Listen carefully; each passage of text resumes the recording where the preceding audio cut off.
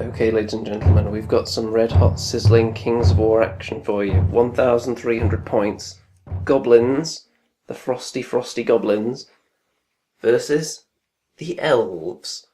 Now, we're playing the kill and pillage scenario, and the story behind it, don't know if you can see over here, but there is a particular elf unit that are looking a little bit charred. That's because the goblins came down from the mountains and set fire to the elven settlement, completely scorching all these guys here as they were sleeping, so they're looking a little bit burnt, and now the elves are out for revenge. So they've come up into the Goblin Valley, where we're going to be going for these objectives all over the place, which presumably are something important to the goblins. So we'll be getting victory points if we are near them at the end of the game, controlling them, and also for killing. Kill and pillage. So on the goblin side, first of all, starting at this end, we have a troll bruiser, we have a giant, we have a whiz with bane chant, and we have a king there as well, who has the blade of slashing. Next to them, we've got a troll horde at the bottom of the hill, next to a flag git. Oh, and by the way, the troll horde has the blessing of the gods. Behind them, we've got two separate regiments of spitters, who are next to one of those tasty objectives. Further along, we've got a Sharpstick Horde, and next to them we have a Fleabag Rider Regiment. In addition, the Sharpstick Horde have the Brew of Strength, so that should make them a little bit more deadly. And on to the Elves. What have we got over here? So hiding away behind the trees, we've got a Draken Rider Lord. Next up, a regiment of chariots, and two regiments of Stormwind Cavalry, positioned dangerously on the hill straight in front of the Troll King. Wizard hiding behind those two with Fireball. And then coming in behind the scree and the brush over there, we've got a horde of Forest Shamblers, they're the charred guys, and the Tree Herder, he's going to lead them. They're the vanguard on the right hand side.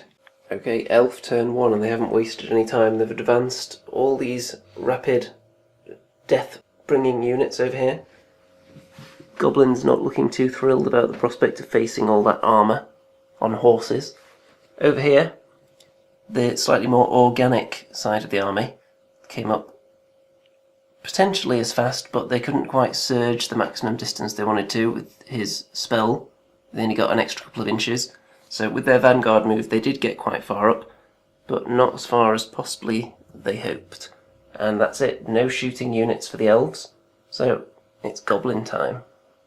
Goblin turn 1, and despite the incredibly tempting charge into those Forest Shambler unit there, the Goblins have decided to play it a little more tactical and set up some nice angles for potential counter charges in a minute, since they are slower than the opposition. For the most part, they've just set themselves up nicely, ready to receive the charge, and then hit back with all their might. However, the Spitters decided to dish out some pain with the aid of Bane Chant, which granted piercing to one of the units. They fired into this cavalry unit, did 3 points of damage, so that's not bad. Got them started on the road to their imminent demise. So I think it's going to get very bloody very fast now. Probably going to be a lot of charges in this turn, so we'll see how that turns out. Elf turn 2, and it was quite bloody and quite fruitful. These Forest Shamblers charged into the Fleabag Riders, and despite doing minimal damage, got a very good roll on the nerve check, and there was no inspiring presence nearby. So they would think they were the only unit that was out of inspiring range of anything, so they couldn't get the reroll, so off they go. Run off into the hills. Over here, the Trolls took quite a bit of damage from this unit of cavalry there. They took 8 damage, and as a result they're wavering. The Giant took 6 damage from that cavalry unit. He's also wavering, but because of his Fury ability he is going to be able to countercharge. And the Troll Bruiser took 1 damage from a shooting attack, which was from the chariots. So, bit of killing. Let's see if the Goblins can strike back and deal a decisive blow. Goblin turn 2, and the goblins did strike back. Over here the sharp sticks decided they were going to risk exposing their flank to that gigantic tree by charging into these charred and angry shamblers. They did 6 points of damage but couldn't do enough to get rid of them or waver them. A little bit of repositioning down here with the flag and the whiz, who tried to cast Bane Chant on the sharp sticks but failed. The spitters did 1 point of damage to this unit of cavalry because the trolls weren't able to countercharge them because they were wavered. However, it went quite well over here. We got a triple charge in. The giant and the king went into the front of the cavalry, and the troll bruiser went into the flank, and with all those combined, they did 9 points of damage. And then, despite the inspiring presence of Mr. Griffin Rider over there, we still managed to annihilate them. So that's 1 unit down per side so far. A bit more damage on the goblins than the elves at this point, but we shall see what happens next, because that chariot unit is poised to come in on the attack now, and I have a feeling these sharp sticks could be in some kind of sandwich in a minute. Elf turn 3. The forest shamblers charged into the goblins, did 5 points damage, not enough to do any significant damage to them. Mr. Big Tree over there decided not to join them. He decided to charge in, along with this cavalry unit, into the wavered trolls, and the combined might of those 2 units finished them off quite handily. Despite them being just in inspiring range, wasn't enough. Would have needed a double 1. Sliding along here, the chariots decided to have a go at taking out Mr. Giant. 3 points of damage, not enough to waver or get rid of him. So they've left themselves open to the dreaded triple charge that finished off a cavalry unit a minute ago. I think those chariots could go the same way. Yeah. Back here, this hero flew over the main battle lines into this unit of goblin spitters, did enough damage, 7, to waver them. Yes, there was a fireball that killed off the flag git, who's disappeared. Completely forgot about him.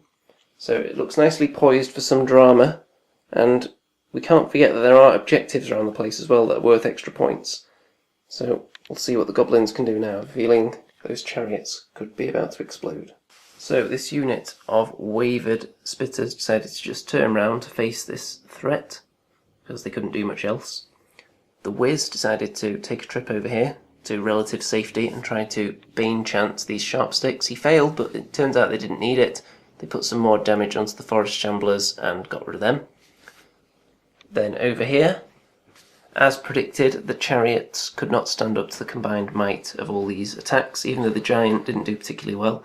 The troll bruiser, I think, did 8 damage to them on his own. That guy is a beast when he gets in on the flank with all those attacks. So, it's looking, just in terms of sheer numbers, it's looking slightly in the goblins' favour at the moment, but some of the goblin units have taken damage, and pretty much everything that's left for the elves is untouched. Only a slight bit of damage onto that cavalry unit. So after their next turn, they could potentially shift it dramatically if they can get some kills in. Also, the objectives, some of these ones that are quite far away, are looking like they're probably going to remain unclaimed, because all the fighting is taking place down here, in the goblin side. Okay, elf turn 4. Mr. Wizard decided to run away over there to sit on an objective where it's safe. Down here, the big tree decided to go into the troll bruiser, did a fair bit of damage on him, not enough to do anything significant though. This unit of cavalry, however, did manage to get rid of the giant. He'd already taken quite a bit of damage, and they piled more on him, and it was enough to remove him completely. This chap here also finished off that spitter regiment that he was fighting last time. So, as I suggested earlier, it's looking much more even since the goblin units had already taken damage.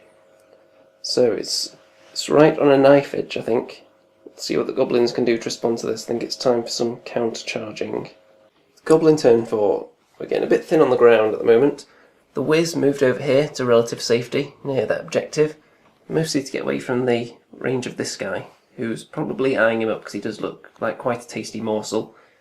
Here, the sharp sticks and the spitters chipped in as well, and with their combined might, with some extra Bane Chant on the sharp sticks, they did just enough damage to that cavalry unit to take them out completely. I think the spitters did 1 point of damage on them, which did help. Over here, we only got 2 points of damage on Mr. Tree from the Bruiser. When he's not in the flanking, he has his 5 attacks, and he didn't roll particularly well this time. The King didn't do anything to get past that 6+ defence. So, it's still looking delicately poised. He hasn't been touched at all. Mr. Tree is looking very, very powerful with his 6+ defence. He's got quite high nerve as well, and I have a feeling he could potentially finish off the Bruiser in a minute. And then it's just down to all these other Goblin units. We shall see. It may come down to the objectives. Elf turn 5. Mr. Eagle Lord flew all the way over here to threaten the Wiz. He's just looking at him menacingly. The Wizard came off the objective and threw a rather cheeky fireball into these sharp sticks, did a bit of damage on them. Not quite enough to get rid of them, or waver them. Over here, the Tree Herder did finish off the Troll Bruiser. He did another few points of damage to him, and that was enough to get rid of him, despite the inspiring presence of the King right there. And then he just turned round to face the oncoming charge of all these Goblins, possibly. So, it's very thin on the ground now, it's going by quite rapidly. We'll see what the Goblins can do. Goblin turn 5. The Wiz decided to run down here, safely out of the charge arc of Mr. Eagle Pants up there. And then we had a nice triple charge into the Tree Herder with the King, the Spitters and the Sharp Sticks.